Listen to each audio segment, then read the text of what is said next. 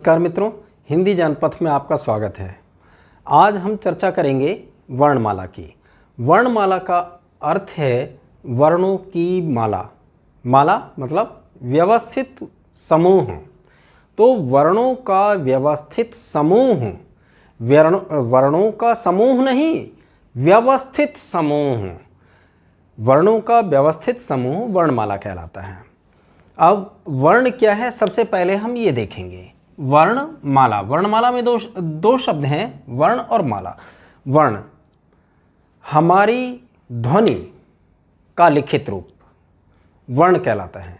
वह छोटी से छोटी ध्वनि, हमारी भाषा की वह छोटी से छोटी ध्वनि जिसको और अधिक खंडों में विभाजित नहीं किया जा सकता, जिसके और अधिक भाग नहीं हो सकते, ऐसा रूप वर्ण कहलाता है। और इन वर्णों का व्यवस्थित समूह वर्णमाला कहलाता है। हमारी वर्णमाला में कुल 52 अक्षर हैं, 52 वर्ण हैं। हमारी वर्णमाला में 11 स्वर हैं और 41 व्यंजन हैं। इन सब की अलग अलग श्रेणियां हैं, इसके आधार पर बताएंगे। देखिए, स्वर हैं आ ई उ ऋ ए ऐ ओ औ, ये 11 स्वर हुए। अनुस्वार और अनुनासिक को एक ही माना गया है, क्योंकि दोनों मिलते जुलते हैं और दोनों किसी भी वर्ण को, किसी भी ध्वनि को नासिक के बनाने के लिए इन दोनों का प्रयोग होता है। एक ही प्रयोग है लगभग, इसलिए एक ही श्रेणी में विद्वानों ने इसको रखा है। अगला है विसर्ग। अब व्यंजनों पर आते हैं हम। इस तरह से ये हुए 11 और 2 13। व्यंजनों पर आते हैं। स्वर स्पर्श व्यंजन 25 स्पर्श व्यंजन होते हैं। क से मा तक, क ख ग घ च छ ज ट ठ ण त थ द थ न प फ ब भ म। इस तरह से ये 25 स्पर्श व्यंजन हैं। 4 अंतस्थ व्यंजन होते हैं, यारा लावा, और 4 ऊष्म होते हैं, श, श, स और ह। संयुक्त व्यंजन 4 हैं, क्षतग, क्ष, त्र, ज्ञ, श्र 4, और उत्क्षिप्त व्यंजन 2 हैं। और इस तरह से ये कुल मिलाकर 52 वर्ण होते हैं हमारी वर्णमाला में। अब प्रश्न आता है कि इससे परीक्षा में प्रश्न पूछा कैसे जाता। देखिए, वर्णमाला एक ऐसा विषय है, ऐसा टॉपिक है जो स्कूली शिक्षा से लेकर और प्रतियोगी परीक्षाओं तक काम में आता है। और प्रतियोगी परीक्षाओं में तो वर्णमाला से प्रश्न निश्चित रूप से पूछा ही जाना है, निश्चित रूप से पूछा जाता है। क्या प्रश्न आता है कि हिंदी वर्णमाला में कुल कितने वर्ण हैं? निश्चित आप लगा देंगे 52। हिंदी वर्णमाला में कुल कितने स्वर हैं? 11। स्पर्श व्यंजन कितने हैं? 25। अंतस्थ व्यंजन कितने हैं? 4। ऊष्म व्यंजन कितने हैं? 4। उत्क्षिप्त व्यंजन कितने हैं? 2। अब एक तो ये तरीका है, इस तरह के प्रश्न आते हैं। और इस तरह से पूछ लिया जाता है कि लो, ये निम्नलिखित में से किस प्रकार का व्यंजन है? स्पर्श, अंतस्थ, ऊष्म या उत्क्षिप्त? तो आप विकल्प चुनेंगे उत्क्षिप्त। इस तरह से भी किसी भी वर्ण को इस तरह से पूछ लिया जाए तो इस तरह से प्रश्न हमारी प्रतियोगी परीक्षा में बनते हैं। अब स्वरों के अध्ययन के लिए स्वर और व्यंजन मुख्य रूप से 2 होते हैं। 2 प्रकार हैं, 2 भेद हैं वर्णों के। हमारे 2 भेद हैं, कौन सा? स्वर और दूसरा व्यंजन। अब हम दोनों का एक एक करके अध्ययन करेंगे। पहला हमारा भेद है वर्ण का स्वर। स्वर में अब पहले हम स्वर का अध्ययन करेंगे और स्वरों के वर्गीकरण, स्वरों के अध्ययन के लिए विद्वानों ने इसको अनेक तरीके से वर्गीकृत किया है। स्वरों के कहीं उच्चारण के आधार पर, कहीं जिह्वा के आधार पर, कहीं मात्रा के आधार पर वर्गीकरण किया है और उनके विभिन्न विभिन्न नाम उन्हीं विशेषताओं के आधार पर रखे गए हैं।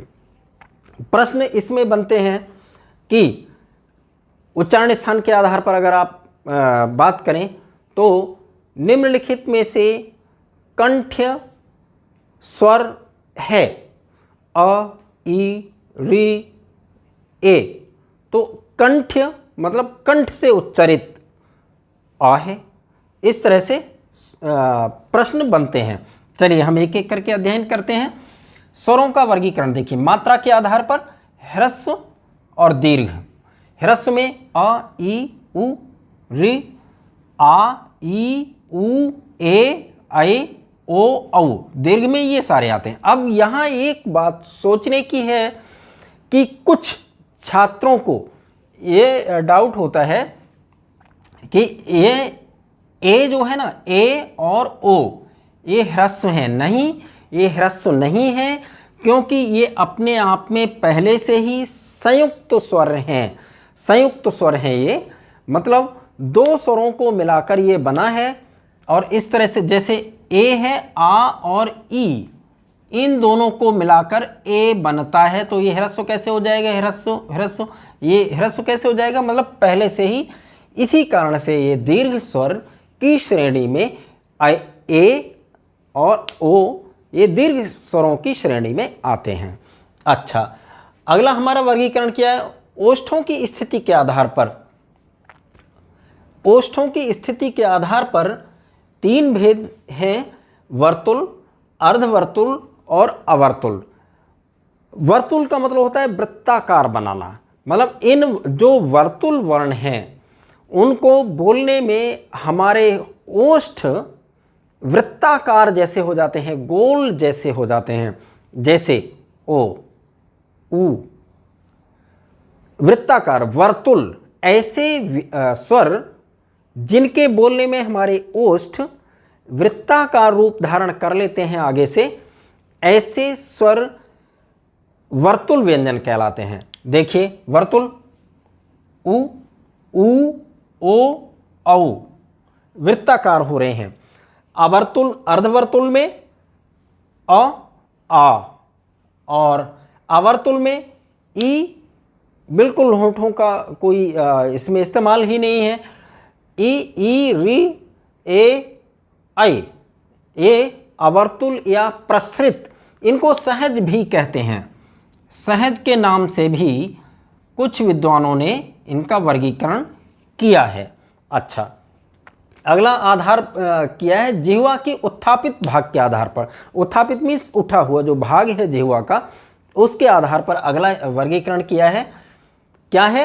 अग्र, मध्य और पश्च, तीन इसके भेद बनाए हैं, वर्गीकरण किया है, तीन वर्गों में विभाजित किए हैं, स्वरों को किया है। अग्र जो मतलब आगे से बोले जाएं, मध्य जो बीच, जिह्वा के बीच से प्राणवायु स्पर्श होकर के आता है वो मध्य कहलाते हैं। और पश्च जिनके बोलने में अंदर का भाग स्पर्श होता है उनको पश्च बोलते हैं। देखिए, अग्र में ई, ए, ऐ, ये अग्र में है, मध्य में अ और पश्च में आ, उ, ओ, औ। अगला वर्गीकरण है जिह्वा की ऊंचाई के आधार पर। विवृत, विवृत का मतलब होता है खुला हुआ, और संवृत का मतलब बंद। देखिए, विवृत आ, अर्धविवृत ऐ, औ, संवृत ई, उ और अर्धसंवृत ए, ओ। अगला वर्गीकरण है जिह्वा पेशियों के तनाव के आधार पर। शिथिल और कठोर दो भाग हैं, दो वर्ग हैं। शिथिल में अ, ई, उ अर्थात ह्रस्व स्वर, और कठोर में आ, ई, उ अगला वर्गीकरण है उच्चारण स्थान के आधार पर। उच्चारण स्थान पर एक स्पेशली वीडियो बना रखी है। उच्चारण स्थान ज़रूर आते हैं, स्वरों के भी व्यंजनों के भी, इसलिए उच्चारण स्थान पर जो वीडियो है उसको अवश्य देख लें।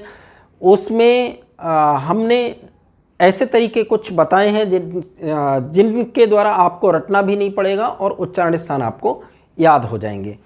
तो उच्चारण स्थान के आधार पर जो स्वर जिस उच्चारण स्थान से उच्चरित होता है उस स्वर को वही नाम दे दिया गया है।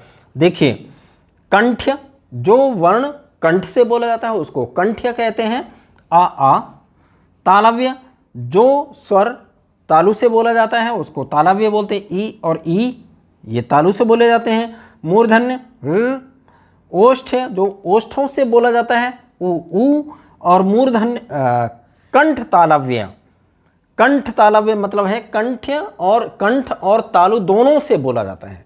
कुछ वर्ण ऐसे भी होते हैं जो कंठ और तालु दोनों से बोले जाते हैं, उनको कंठ तालव्य कहते हैं।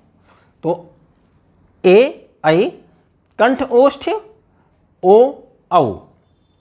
और सातवां और अंतिम वर्गीकरण है उच्चारण के आधार पर आ, ह्रस्व, दीर्घ और प्लुत। देखिए, यहाँ मात्रा के आधार पर मात्राएं तो ह्रस्व और दीर्घ की ही होती हैं, किंतु जब हम उच्चारण करते हैं, जब हम बातचीत में प्रयोग में लाते हैं स्वरों को, तो हम 3 प्रकार से स्वर का प्रयोग करते हैं, ह्रस्व, दीर्घ और प्लुत। ह्रस्व एक मात्रिक अर्थात कम समय के लिए उसका उच्चारण होता है। दीर्घ, उससे 2 गुना समय लगता है दीर्घ में, यानी अधिक समय लगता है। और प्लुत में और अधिक समय लगता है, बहुत समय। सामान्य रूप से दूरस्थ व्यक्ति को बुलाने के लिए, उदाहरण के लिए आओ, आओ मतलब देर तक, आ। तो ह्रस्व आ, ई, उ, ऋ। पहले ऋ दीर्घ भी प्रचलन में था, किंतु अब इसका प्रचलन हिंदी में नहीं है, ये संस्कृत में आज भी है, तो इसलिए या इसको ह्रस्व में ही है। अच्छा, दीर्घ में देखिए, आ, ई, उ, ए, ऐ, ओ, औ। अब प्लुत में देखिए, प्लुत में जब दीर्घ स्वर से भी अधिक समय जहाँ लगता है, वे स्वर प्लुत स्वर की श्रेणी में आते हैं। जैसा कि अभी बताया था, किसी दूरस्थ को बुलाने के लिए, रोने हंसने के लिए इत्यादि देर तक खींच करके जब स्वर को बोला जाता है, वहाँ पर प्लुत स्वर कहलाता है। इसकी अपनी मात्रा कोई विशेष मात्रा नहीं है। हाँ, दीर्घ स्वर की मात्रा के आगे ही 3 अंक लिख दिया जाता है। एक उदाहरण हम आपको देते हैं। जैसे मान लीजिए ये है ना, और प्लुत लिखने के लिए इसमें इसके आगे 3 का लिख दिया, 3 अंक लिख दिया। अब यहाँ हम देखते हैं, एक उदाहरण आपको देते हैं। जैसे आपने देखा होगा, ओम लिखा हुआ इस तरह से आपने देखा होगा, ओ और 3 का अंक है और इसके बाद में माँ। इसका मतलब यह हुआ कि ओम में ओ को खूब देर तक बोलना है और माँ को हल्का सा बोलना है। ओम, ओम, ओ को खूब देर तक बोलना है, दीर्घ से भी अधिक समय तक बोलना है। किसी हमारे सब्सक्राइबर ने ये प्रश्न भी किया था कि सर प्लुत ओम शब्द का उच्चारण आप वीडियो में डालें, तो उनके लिए मैं विशेष रूप से इंगित करके ये बात कह रहा हूँ कि ओम को आपने कई स्थानों पर इस तरह से भी, एक तो ओम को इस तरह से लिखा जाता है चिन्ह रूप में, ये चिन्ह रूप है, और ये इसका वार्णिक रूप है, वर्णमाला के माध्यम से लिखा गया रूप है, वर्णों के माध्यम से लिखा गया रूप है। और इस तरह से इसको प्लुत बनाने के लिए 3 हमने लिख दिया होता है। और इस प्रकार हम देखते हैं कि अब इस पर देखते हैं कि प्रश्न किस प्रकार से आते हैं। हमारी प्रतियोगी परीक्षाओं में प्रश्न किस तरह से पूछा जाता है। तो इसके 2 तरीके हैं। एक तो इस तरह से पूछ लिया जाएगा कि निम्नलिखित में से समृत स्वर है और 4 स्वर दे दिए, उनमें से कोई एक समृत स्वर होगा। या दूसरे तरीके से ऐसे भी पूछा जा सकता है कि इनमें से कौन सा भेद है, विवृत, अर्धविवृत, समृत, अर्धसमृत। तो इस तरह से आपको चुनाव करना होता है। मान लीजिए या आपको दे दिया निम्नलिखित स्वरों में से या फिर उ स्वर है, क्या है? वर्तुल, अर्धवर्तुल, अवर्तुल, इनमें से कुछ नहीं, तो आप लिखेंगे वर्तुल। इस तरह से इसमें से प्रश्न आते हैं परीक्षा में, निश्चित रूप से आते हैं, इसलिए इनको ध्यान से देख लेंगे। अब व्यंजनों के वर्गीकरण की ओर चलते हैं। देखिए, व्यंजनों का वर्गीकरण भी विद्वानों ने 4 तरीके से किया है। पहला है हमारा उच्चारण स्थान के आधार पर। उच्चारण स्थान के लिए हमने भी एक अलग से विशेष रूप से वीडियो बनाई हुई है। तो ये जो व्यंजन जिस उच्चारण स्थान से हमारे मुख के अवयव से, अंग से उच्चारित होता है, उसको उसी अंग के नाम पर उसको नाम दे दिया गया है। देखिए, इसमें पहला है कंठ। कंठ में क वर्ग के सारे वर्ण और ह कंठ से उच्चारित होते हैं। क, ख, ग, घ, ङ और ह। अगला है तालव्य। च वर्ग के वर्ण हैं इसमें, च, छ, ज, झ, ञ, य और श। यहाँ एक बात ध्यान देने की यह है, जैसे कवर्ग के कंठ से कवर्ग पूरा उच्चारित होता है, यहाँ पर हम देखेंगे कि ये पंचम वर्ण जो है वो कंठ से तो उच्चारित होता ही है, साथ में नासिका से भी उच्चारित होता है। तो सीधी सी बात है, अनुनासिक, जब अनुनासिक वर्गीकरण इसका आएगा तो उसमें भी ये काउंट होगा, क्योंकि ये 2 स्थानों से उच्चारित हो रहा है, एक तो कंठ से और नासिका से। प्रत्येक पंचम वर्ण अनुनासिक भी कहलाते हैं, अनुनासिक भी होते हैं, क्योंकि ये मुख के साथ में, मुख के अन्य अंगों के साथ में नाक से भी उच्चारित होते हैं। तो इस तरह से हम देखेंगे कि च, छ, ज, झ, ञ भी इसमें है और य और श, ये कंठ तालव्य वर्ण हैं। मूर्धन्य वर्ण में ट, ठ, ड, ढ, ण, ट वर्ग के वर्ण और ळ और ढ। उत्क्षिप्त व्यंजन भी इसमें गिने जाते हैं, आते हैं, क्योंकि ये मूर्धा से उत्पन्न हो रहे हैं, उच्चारित हो रहे हैं, बोले जा रहे हैं, इसलिए। दंत्य में तवर्ग पूरा आता है, तथा दाना, ल और स, ये भी दंत्य हैं। आपने देखा भी होगा, पढ़ा भी होगा कि ये इसको दंत्य सा भी बोलते हैं। ओष्ठ्य में प, फ, ब, भ, म, पवर्ग पूरा आता है। यहाँ भी देख लेंगे आप, ये ङ, ञ, ण, न, म, ये सब अनुनासिक में भी गिने जाएंगे, क्योंकि नासिका से भी उच्चारित होते हैं। अच्छा, अगला है दंतोष्ठ। ये वह है ना, ये दंत और ओष्ठ दोनों अंगों के सहायता से उच्चारित होता है। हमारे नीचे वाले दांत ऊपर वाले होंठ को स्पर्श करते हैं, तब इसका उच्चारण होता है व, इसलिए दंतोष्ठ कहलाता है ये। देखिए, और स्वर यंत्रमुखी या काकल्य, विद्वानों ने काकल्य नाम भी दिया है इसको, ह को। अब ह यहाँ भी है, यहाँ भी है, यहाँ कंफ्यूज होने की आवश्यकता नहीं है। देखिए, आपको जब परीक्षा में आएगा तो इन दोनों में से, कंठ या काकल्य में से एक विकल्प दिया होगा।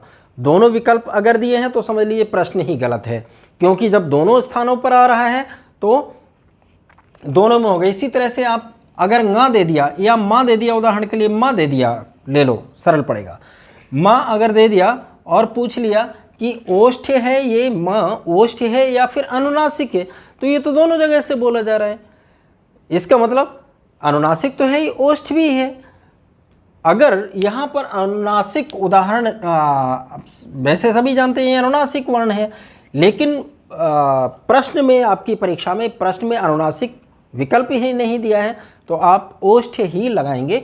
तो इस तरह से हा यहाँ और यहाँ दोनों जगह गिना जा रहा है, प्रयुक्त हो रहा है। मुझे लगता है स्पष्ट हो गई होगी ये चीज़। अब अगला हमारा वर्गीकरण का आधार है प्राणवायु के आधार पर। प्राणवायु के आधार पर दो भेद होते हैं, अल्प प्राण और महाप्राण। व्यंजन के दो भेद हैं, अल्प प्राण। प्राण मतलब जिस वायु के सहारे हम बोल रहे हैं, हम अपने उदर से, पेट से जो वायु ला रहे हैं, जो हवा निकलती है और उसके सहारे हम बोलते हैं। देखिए सीधी सी बात है, हम चाहें कि हवा ना निकले हमारे मुख से और हम बोल लें, ये तो संभव ही नहीं है। आप बोलकर देखेंगे, खुद ही समझ जाएंगे। तो जो वायु निकल रहा है उसको हम प्राणवायु बोलते हैं अपने साहित्य की भाषा में, व्याकरण की भाषा में। तो इस तरह से जिन वर्णों के उच्चारण में कम प्राणवायु निकलता है, कम हवा की ज़रूरत पड़ती है, उनको अल्प प्राण व्यंजन कहते हैं, और जिनके उच्चारण में अधिक निकलती है प्राणवायु, उनको महाप्राण कहते हैं। तो प्रत्येक वर्ग का प्रथम और तृतीय वर्ण अल्प प्राण होते हैं, यानी क, ग, च, ज, ट, ड, त, द, प, ब, ये अल्प प्राण हैं। और प्रत्येक वर्ग के द्वितीय और चतुर्थ ये महाप्राण कहलाते हैं। अल्प प्राण में प्रथम, तृतीय और पंचम वर्ण आते हैं। अनुनासिक वर्ण भी अल्प प्राण की श्रेणी में आते हैं, क्योंकि इनको भी उच्चारण करने में थोड़ा प्राणवायु की आवश्यकता पड़ती है। द्वितीय और चतुर्थ वर्ण प्रत्येक वर्ग के ख, घ, छ, झ इत्यादि इत्यादि करके प्रत्येक वर्ग के द्वितीय और चतुर्थ वर्ण ये महाप्राण में आते हैं। अल्प प्राण और महाप्राण दो भाग हैं, इसके दो वर्ग हैं। अगला हमारा वर्गीकरण है प्रयत्न के आधार पर। प्रयत्न के आधार पर 8 वर्गों में विभाजित किया गया है इसको। देखिए स्पर्श का से मात्रक 25 व्यंजन जो हैं सब स्पर्श। अब देखिए आधार अलग अलग हैं, इसलिए ये आप कंफ्यूज मत होना कि ये तो यहाँ भी आ गया और यहाँ भी आ गया, कैसे हो गया। नहीं, क्योंकि आधार अलग अलग हैं, 4 आधारों पर वर्गीकरण किया गया है। प्रयत्न के आधार पर स्पर्श का से मात्रक 25 व्यंजन स्पर्श व्यंजन कहलाते हैं। कादयो मावसाना स्पर्शः। अगला है संघर्षी स, श, श, ये तीनों संघर्षी कहलाते हैं, क्योंकि इनके उच्चारण में हमारे प्राणवायु को अधिक संघर्ष करके बाहर लाया जाता है, इसलिए संघर्षी व्यंजन कहलाते हैं। स्पर्श संघर्षी, जिसमें स्पर्श और संघर्ष दोनों की विशेषता मिले, वो स्पर्श संघर्षी कहलाते हैं। च, छ और ज, झ ये 4 व्यंजन ऐसे हैं जो कि स्पर्श संघर्षी कहलाते हैं। अनुनासिक या नासिक के, देखिए अनुनासिक ये पंचम वर्ण, प्रत्येक वर्ग के पंचम वर्ण ये अनुनासिक, कुछ लोग अनुनासिक भी कह देते हैं, कुछ नासिक भी कह देते हैं, दोनों का मतलब एक ही है। अनुनासिक और नासिक के अर्थात जो नाक से बोला जाए, तो प्रत्येक वर्ग के पंचम वर्ण ङा, ञा, णा, ना और मा ये अनुनासिक वर्ण कहलाते हैं। पार्श्विक ला को पार्श्विक ला बोलते समय जिह्वा के दोनों ओर से पास से वायु बाहर आता है, इसलिए इसको पार्श्विक व्यंजन कहते हैं। ल को पार्श्विक व्यंजन कहते हैं। लुंठित या प्रकंपित, रा एक ऐसा व्यंजन है, इसको रा को लुंठित भी कहते हैं, प्रकंपित भी कहते हैं। मुझे लगता है कि लुंठित की जगह प्रकंपित कहना ज़्यादा युक्ति संगत होगा, ज़्यादा एक जन सामान्य की समझ में आ सकेगा, क्योंकि प्रकंपित मतलब जिसमें कंपन हो, सभी समझ जाते हैं शब्द को। तो र बोलते समय हमारी जिह्वा प्रकंपित होती है, एक कंपन जैसा होता है, वाइब्रेट जैसी होती है रा को बोलते समय, इसलिए इसको प्रकंपित वर्ण की श्रेणी में रखा गया है, प्रकंपित वर्ण कहते हैं। उत्क्षिप्त व्यंजन ळ और ढ़ उत्क्षिप्त व्यंजन होते हैं, ये उत्क्षिप्त कहलाते हैं। ये मतलब इनको उत्क्षिप्त का मतलब होता है ऊपर की तरह जैसे फेंकते हैं ना, तो इस तरह से लगता है कि जीव जैसे इन वर्णों बोलते समय जैसे जीव ऊपर को फेंक जैसी रही है, एकदम एकदम टक से ऊपर जाती है और नीचे आ जाती है। तो इस तरह से इसलिए इन वर्णों को उत्क्षिप्त व्यंजन कहा जाता है।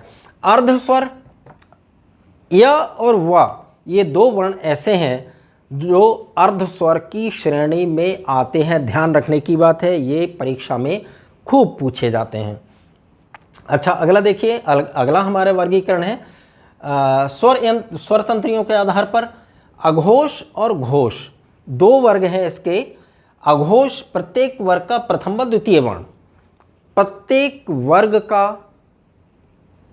प्रथम और द्वितीय वर्ण, प्रथम क, द्वितीय ख, क ख, च छ, त थ, ट ठ, प फ, ये अघोष कहलाते हैं। तृतीय, चतुर्थ और पंचम वर्ण ये सघोष की श्रेणी में आते हैं प्रत्येक वर्ग के।